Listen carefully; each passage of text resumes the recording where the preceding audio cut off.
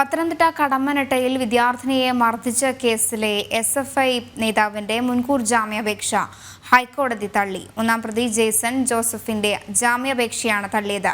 2 മുതൽ 5 വരെയുള്ള പ്രതികൾ 15-ാം തീയതി അന്വേഷണ ഉദ്യോഗസ്ഥന് മുന്നിൽ ഹാജരാകണമെന്നും ഹൈക്കോടതിയാണ് ഉത്തരവിട്ടിരിക്കുന്നത്. വിവരങ്ങളുമായി രേഷ്മ ബാബു ചേരുന്നുണ്ട്. ഏത് സാഹചര്യത്തിലാണ് ജാമ്യാപേക്ഷ തള്ളിയത്? മറ്റു വിവരങ്ങൾ.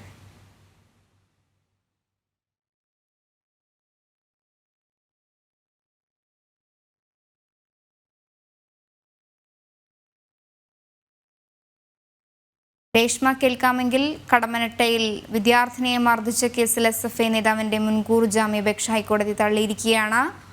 ഒന്നാം പ്രതി ജെയ്സൺ ജോസഫിന്റെ ജാമ്യാപേക്ഷയാണ് തള്ളിയത്. 2 മുതൽ 5 വരെ ഉള്ള പ്രതികൾ 15-ാം തീയതി അന്വേഷണ ഉദ്യോഗസ്ഥന് മുന്നിൽ ഹാജരാകണമെന്നും ഹൈക്കോടതി ഉത്തരവിടുന്നു.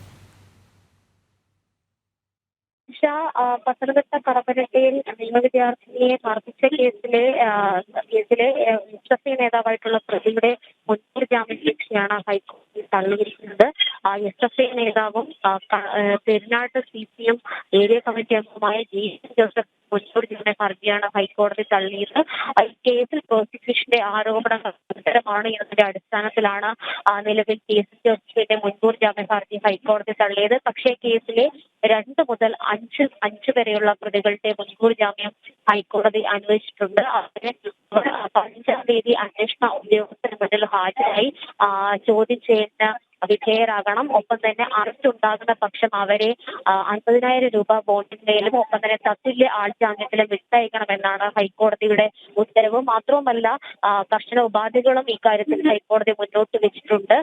ഈ കേസിലെ പരാതിക്കാരിയെ യാതൊരു കാരണവശാലും സ്വാധീനിക്കാൻ പാടില്ല. തെളിവുകൾ നശിപ്പിക്കുവാനോ ദൃക്സാക്ഷികൾ അല്ലെങ്കിൽ മറ്റു സാക്ഷികളെയോ സ്വാധീനിക്കുവാനോ പാടില്ല എന്നും ഹൈക്കോടതി ഉത്തരവിൽ ചൂണ്ടിക്കാട്ടിയിട്ടുണ്ട്. ഇന്നലെ ഡിസംബർ 20-നാണ് മൗണ്ട് സിയോൺ കോളേജിൽ നിയമ വിദ്യാർത്ഥിനിയെ ഈ ജെയ്സൺ ജോസഫ് ഉൾപ്പെടുന്ന സംഘം മർദ്ദിച്ചത്. ആദ്യഘട്ടത്തിൽ വിദ്യാർത്ഥിയുടെ പരാതിയിൽ പോലീസ് കേസെടുക്കാൻ തയ്യാറായിരുന്നില്ല.